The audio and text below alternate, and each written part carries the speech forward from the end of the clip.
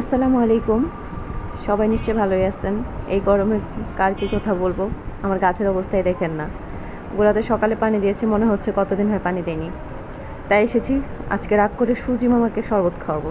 সারাদিন সূর্যি মামা এত তাপ দেয়, ভাবছি এক গ্লাস লেমন জুস যদি খাওয়াই তাহলে নিশ্চয়ই সূর্যি মামা বুঝতে পারবে যে আমারও খুব গরম লাগছে।